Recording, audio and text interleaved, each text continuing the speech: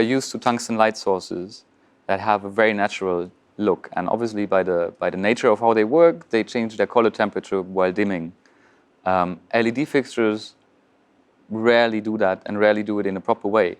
But since we are so used to how tungsten fixtures do that, our brain just notices that something is wrong if a fixture is doing it not exactly the right way.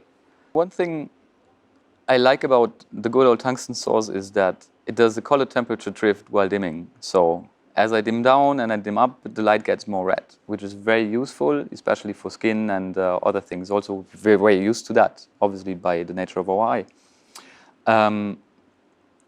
The other thing I really like about tungsten sources is that it actually has a attack and a release time, if you want to call it like that. So when I turn on the fixture, it takes a little while until the actual incandescent wire in the fixture heated up and is at full brightness. The same thing happens when I turn off the light. It kind of has this afterglow that happens when switching off a light.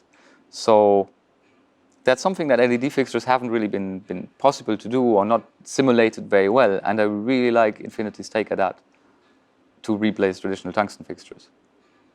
Infinity basically solved this issue by measuring real tungsten sources of different types with a spectrometer and just measuring all the individual dimmer levels that we can have in between to mimic that in the LED fixtures, and also not in the brightness over time, but also for color temperature.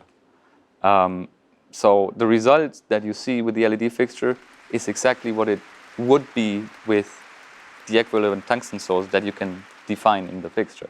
So if I define a 750 watts lamp, obviously it has different characteristics from, let's say, a 2000 watts lamp. And the fixture lets me choose between what kind of tungsten source I want to emulate, and it does that job very well. The smart thing about the Infinity fixtures is that if, for example, I replace a tungsten fixture that I had before with an Infinity LED fixture, and I only use one channel for dimming, the fixture is smart enough to interpolate between the 8-bit source that comes into the internal 16-bit dimmer, so we don't see any steps in the dimming at all. It's just plain smooth. For example, if I look at 100% to 0% brightness at 8-bit, that gives me 256 steps of brightness. For 16-bit, that will give me 65,536 steps of brightness. So obviously, the higher the resolution, the better. Well, it's important that the internal resolution of the fixture is high as well, because obviously, if I have a 16-bit DMX control of a fixture, but the internal dimming of the fixture is only, let's say, 10 bits, then I don't get the full resolution that I put in and on the output, which again leads me to conversion issues, to steps while dimming, and so on and so on. And because of that, it's really important to look at the internal dimming resolution that actually a lot of manufacturers don't even specify. The smart thing about the Infinity fixtures is that they actually have a built-in intelligence. So the fixture is trying to sense what I, as a programmer or as a lighting designer, am trying to do, and then executes that afterwards. So that means if I want to crossfade between a value smoothly, the fixture notices that I'm crossfading and makes sure all the dimming goes without any or any big steps. If I want to flash the fixture, it's intelligent and smart enough to actually figure out I'm going to flash the fixture between a certain amount of values, and it's going to do that instantly.